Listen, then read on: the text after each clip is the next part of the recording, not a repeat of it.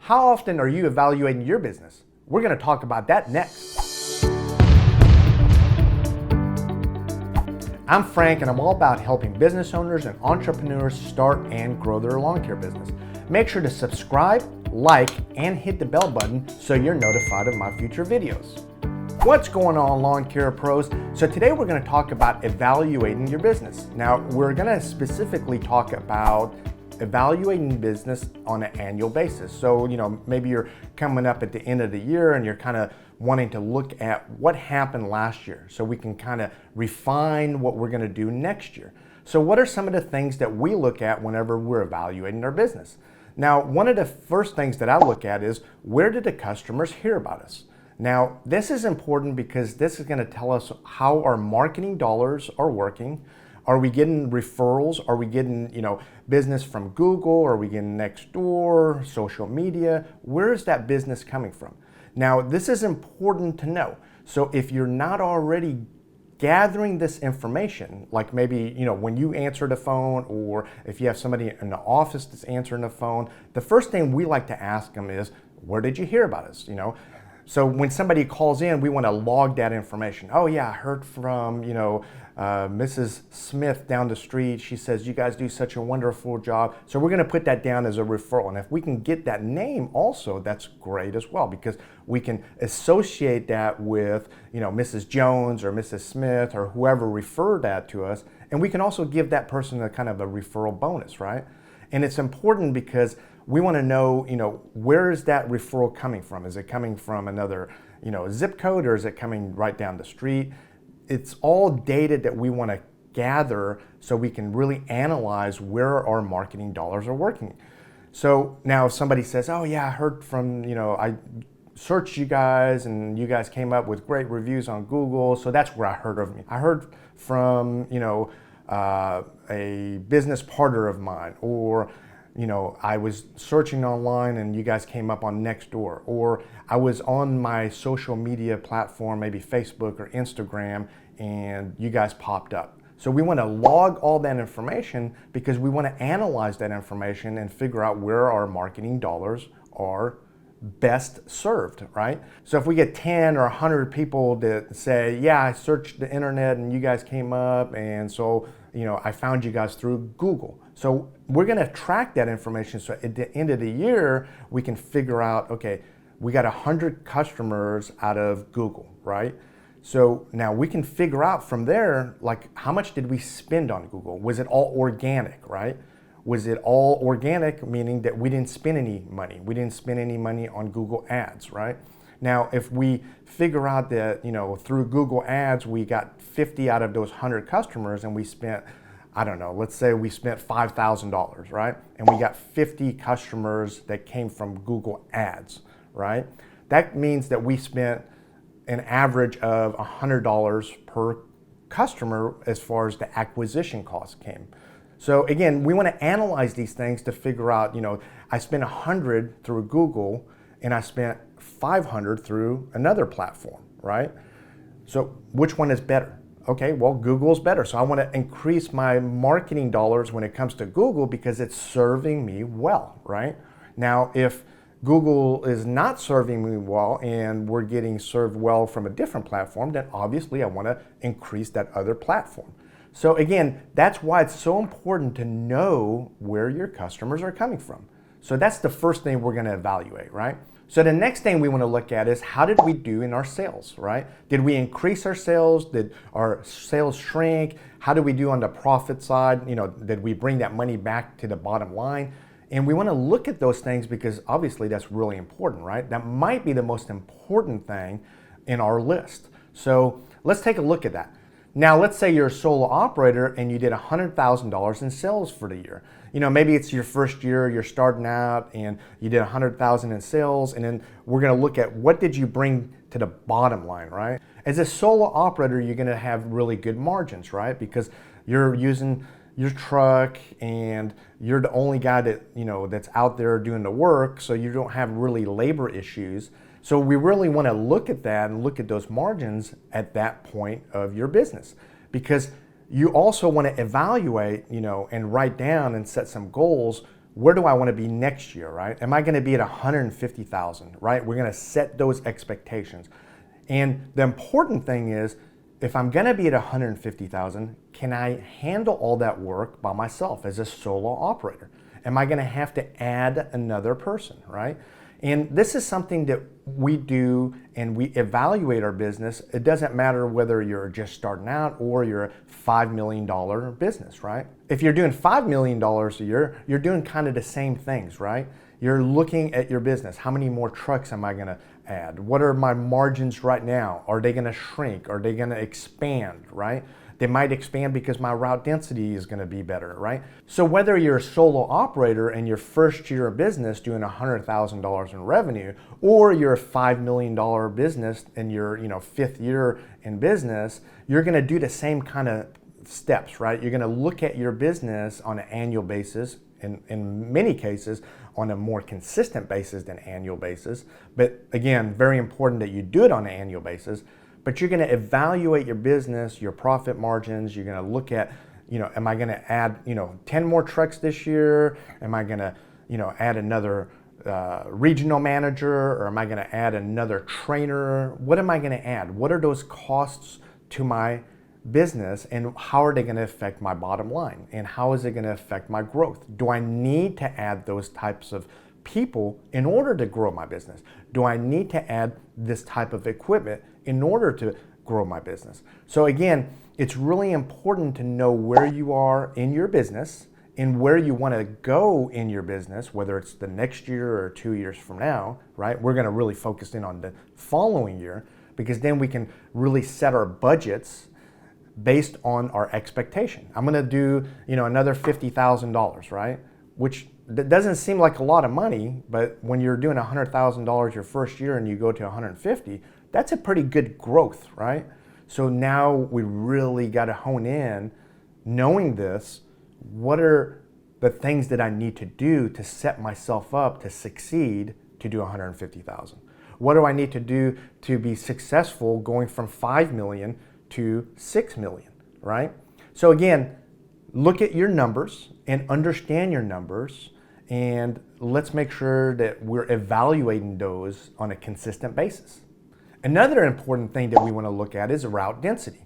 Now, if you're in the business of doing a route, that would be like mowing or fertilization, weed control, this is definitely going to apply to you. If you're doing tree service, or maybe you're just a pure landscaper, maybe it's not going to apply to you so much, right? But definitely if you have a route, right, we're going to really evaluate our route density. And how are we going to do that?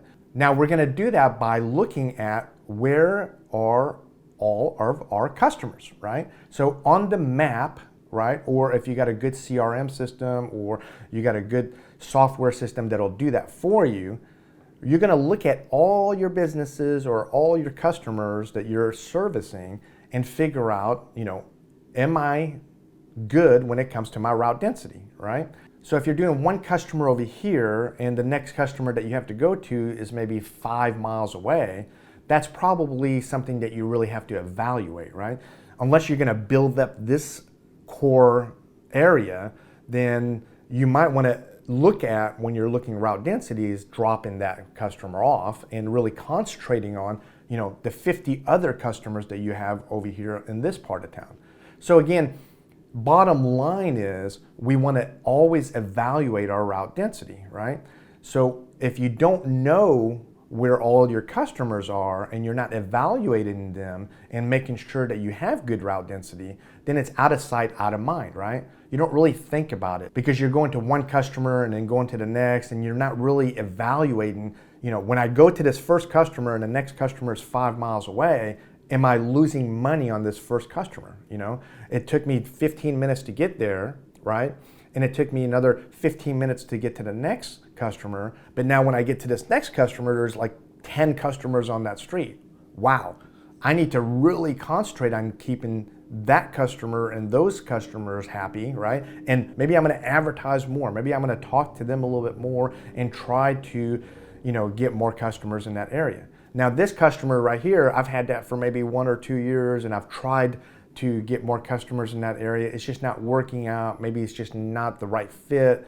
Maybe it's just too far away from where you are, so you're not giving it the same, special treatment as you are with the other customers.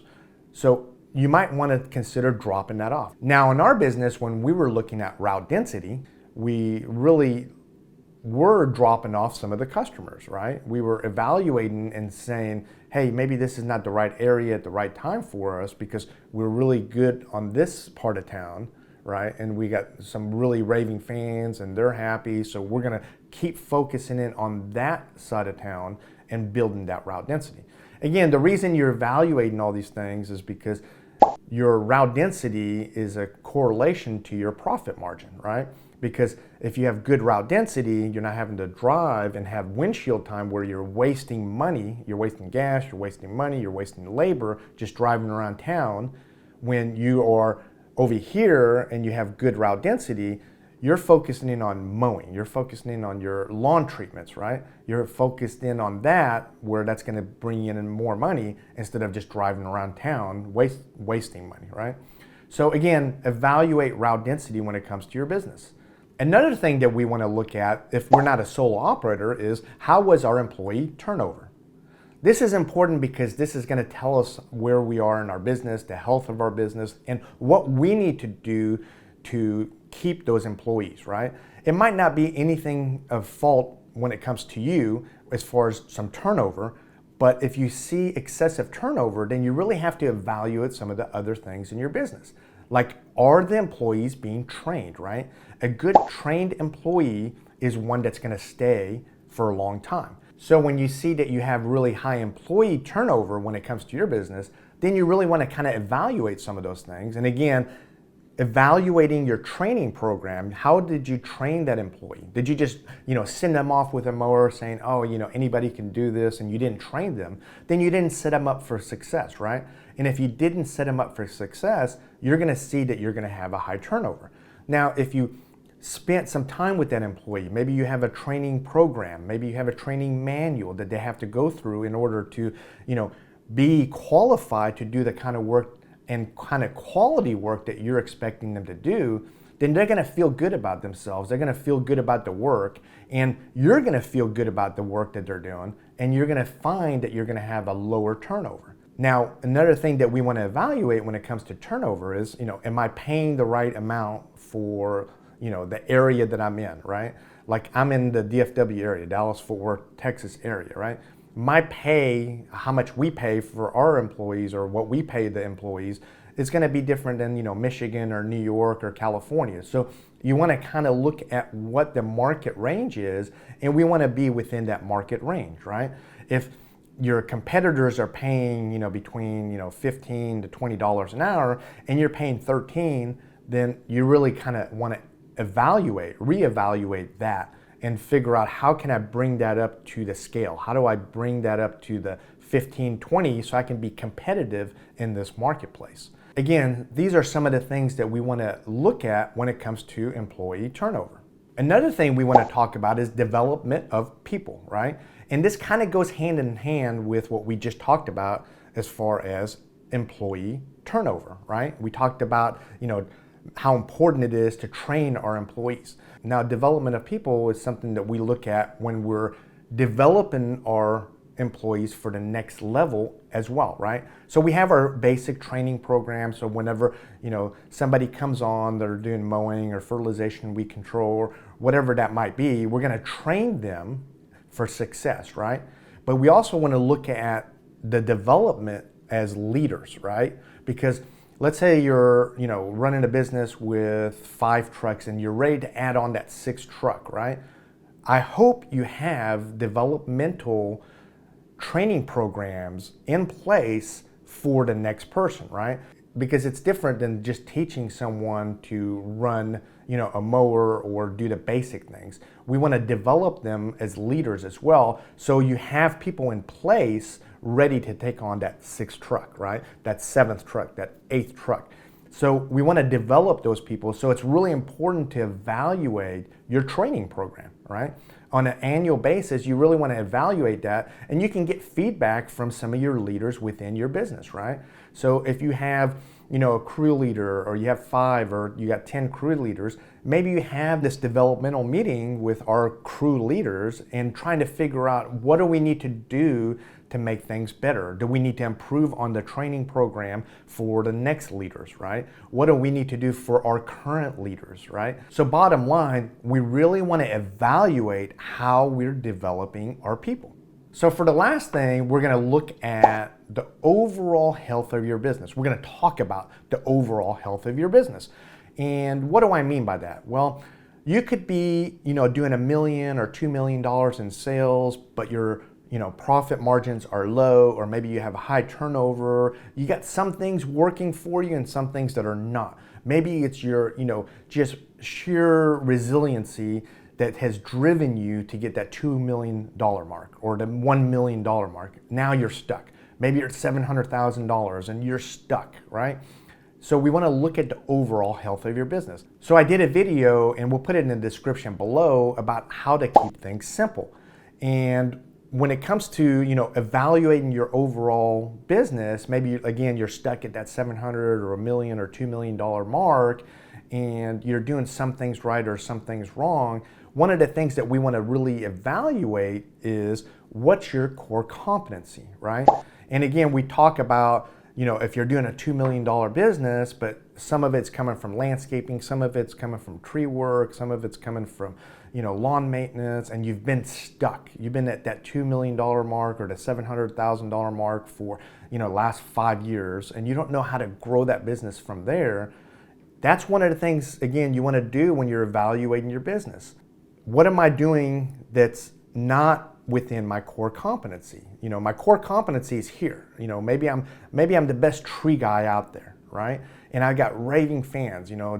They're referring me, but I'm doing mowing, and really, oh my God, I'm not getting raving fans. I'm getting 2 or 3 stars on Google when it comes to that, but I'm getting 5 stars when it comes to tree work. Or the reverse. Maybe you're the best mower in town. Maybe, you leave that clean cut and you're doing a great job. That's your core competency. So again, I want you to look at your health of the business and really figure out where your core competency is. And you might want to trim off some of those, things that are not your core competency, where you don't have raving fans, lose it a little bit of revenue from, a year or two, and really ignite your business and go in the right direction where you have raving fans. So again, this is just part of evaluating your business, part of the direction of your business. I hate tree work. You might say to yourself, oh, I hate tree work, but I'm doing it because I got the revenue, right? I don't have raving fans when it comes to tree work. And that's part of the evaluation on an annual basis.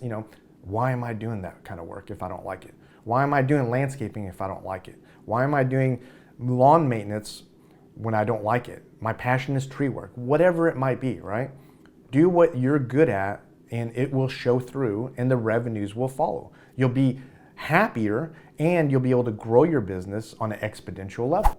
In closing, we're talking about really evaluating your business. And we talked about several different things, and that's just a short list, right? So you're gonna maybe add a few things to that list, and really the main thing is that you evaluate your business, especially on an annual basis, right? Some businesses do it on a weekly basis, a monthly basis, because they wanna be able to shift, right?